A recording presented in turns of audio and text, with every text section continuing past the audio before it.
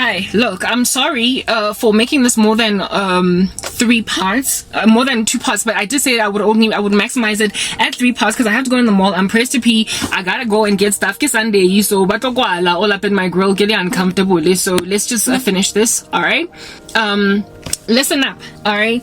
Yo, in the previous part, I was talking about how it is that these men bewitch because they have this incessant desire for worship, adoration. They will come not only at you as a woman, but they will come for your whole family. And the women that they tend to target are women that likely will become, females that give them clout. They won't just fetch some silly fluffy girl on the side of the street. The kind of women that I was, what is the word that I'm looking for?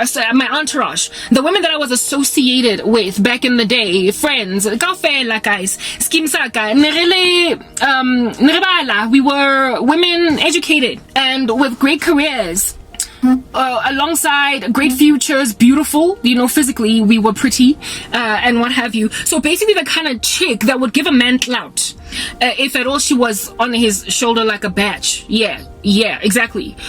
They go for the darlings of the country, women that are darlings of the country, women whose weddings are anticipated with excitement by the community. What's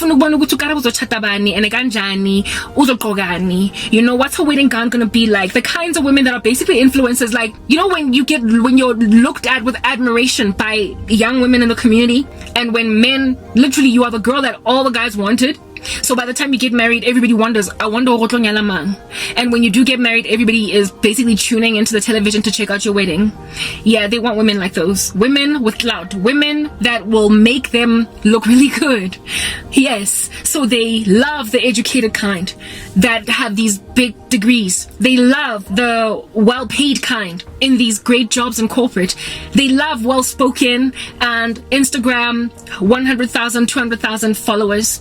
They love the ones who have clout. They love the ones who are just glorious and everybody's looking at them and everything is working out. Their jobs, they are getting promoted constantly. She dresses like no man's business, She knows how to put an outfit together. They want women like those. But these are wretched men that have no business being in the lives of, like I said, the darlings of the country. Because they are dark, they're satanic, and they want clout and power in a very ominous way. Unfortunately, however, they're very handsome. And because women are not godly, and they are not trusting the Lord for husbands, for them, just like these men, how it is that they come into marriage is by observing the clout of the men or the glory of the men. They look at the men and they're these tall, handsome, dark, light guys, and they are well-spoken, well-presented. They have got big ambitions, great dreams, and they of course want wives that are going to match with them. So a marriage of convenience, much like what politicians like to do, is not even so much about love. And when they meet this woman is already attracted to him. She's already into the guy, all right?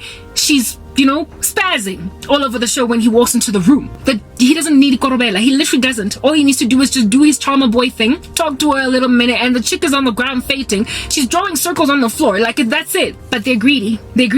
And because they're evil, they know that they could get caught, busted. Somebody might be onto them that this guy's not all that seems. Because they are evil inherently. Because they are involved in satanic arts. Baloya.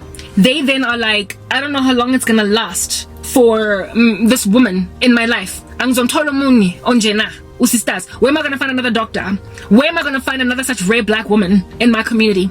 So they bewitch the crap out of this woman so that she will basically be lulled to sleep. So now when you already have feelings for a guy and then he slaps you with korobela, you will get obsessed, addicted. Do you understand? You will feel like you can't breathe. You will be drowning in passion for a man that you can't even explain because you've never felt this way about any of your exes. You've never felt this way about any other crush you've ever had, but this one. And so that's what makes you think that this must be it, and I'm gonna do everything to fight for this love.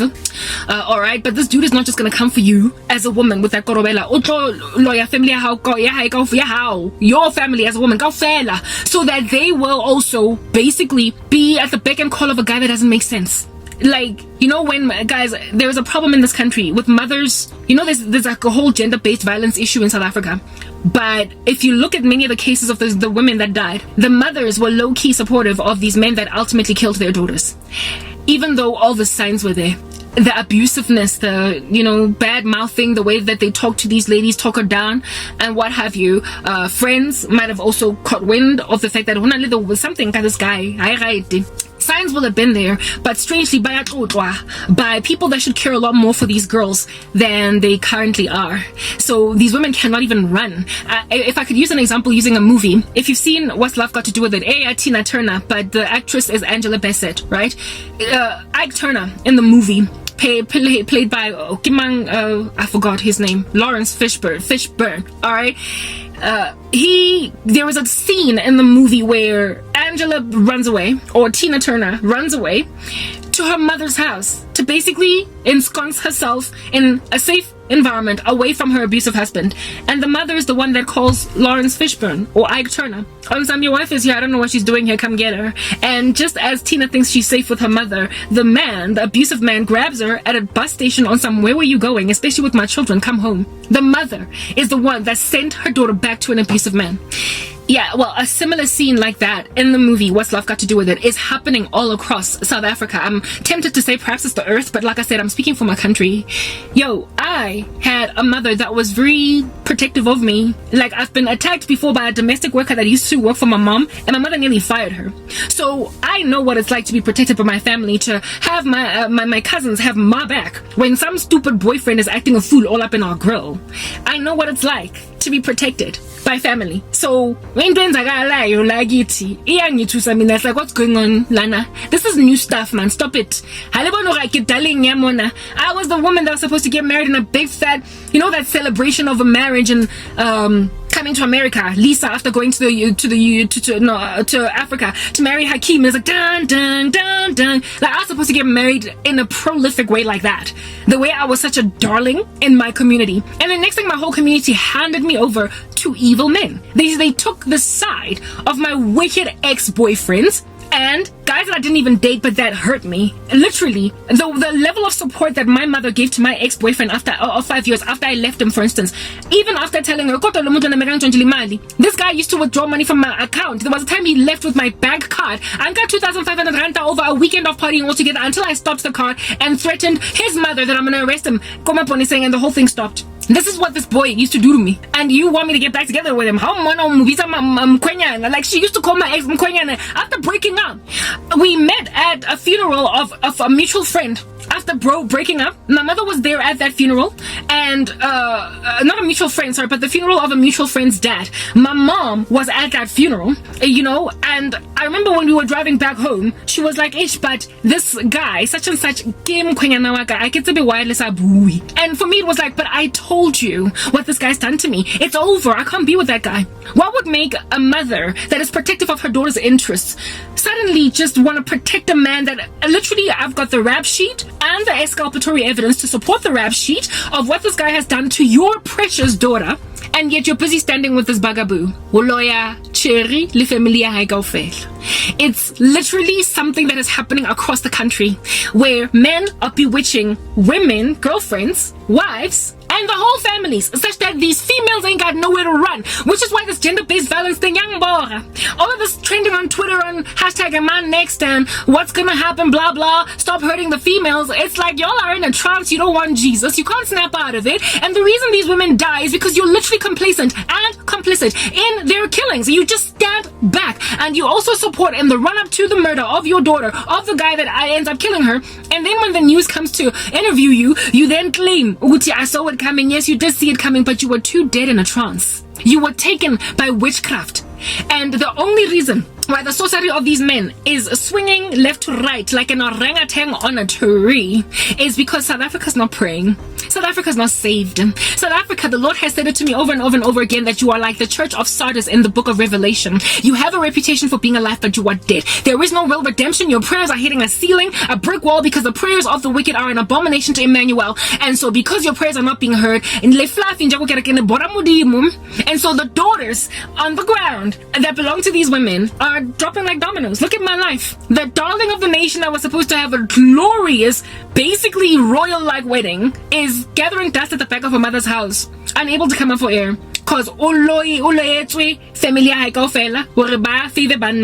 Cheria teng marana you're not itsuhile ya bona. Mara ain't nobody listening to my admonitions. Yeah, that is the curse on South Africa. And situation ya Thabo Bester or whatever his real name is, Linandipa.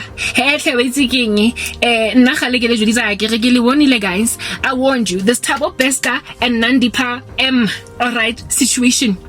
I've been rapping about it for years. But those of you who are not yet to be killed, by the grace of God, Nandi's not dead. Alright? Hers did not result in GBV, but she is walking these streets. She held a fugitive involved in GBV get out of prison. Yeah, no, some of y'all know that you are literally standing by the side of husbands that are monsters. You know that you're standing by the side of boyfriends that are menacing beasts. They've got accusations stacked up against them.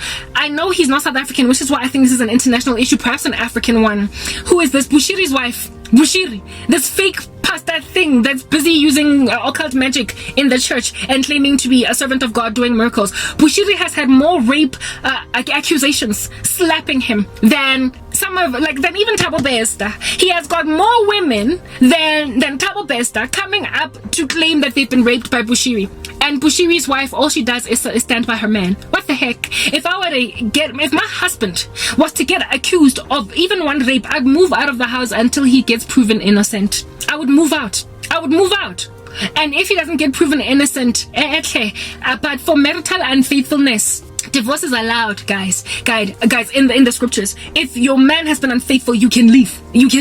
I would not stay with a man that's raped any woman. I wouldn't. And no matter how much I love him. Mara somehow labafazi abahambi. Why? Why aren't they leaving? Why are you staying with your rapist husband and supporting him through and through? Thick and thin, I'm sorry, no. Rapey. That's a different thing altogether. That's one thing to have a mistress. It's another to have a woman claim you raped her.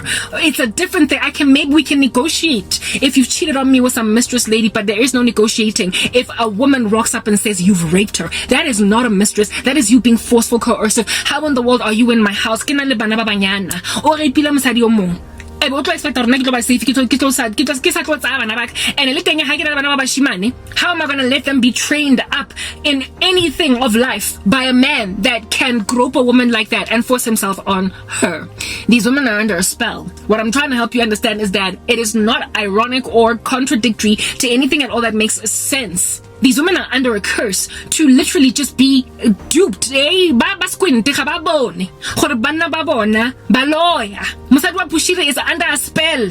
So too is Nandi under a spell. Family kaofela. So women, you are not even able to get support for a wicked husband. You are sitting in Lini in a wicked mansion. Demons floating around that your husband keeps on bringing into the house. He's a wicked man and you know it, but you stand by him. And so the epidemic of gender-based violence in the nation ramps up ever more so. South Africa, you are to blame for the spectacle, the Bonnie and Clyde show that we are busy watching here. Hey? Yeah, Thabo Bester, Linandipa. You are responsible for it because you do not love Jesus. You will not repent. The only thing that overcomes witchcraft, ke thapelo, ke modimo, ke consecration, ke go fasta. Some demons come out with fasting and prayer. Maragane sa fastile sa rapele, kana bona re o ta rapella mzansi kaofela jwang. Ke motho e wantle. One brings down 1,000. All I can do is bring down maybe 1,000 of these demons that are floating around. Maybe my own particular life. I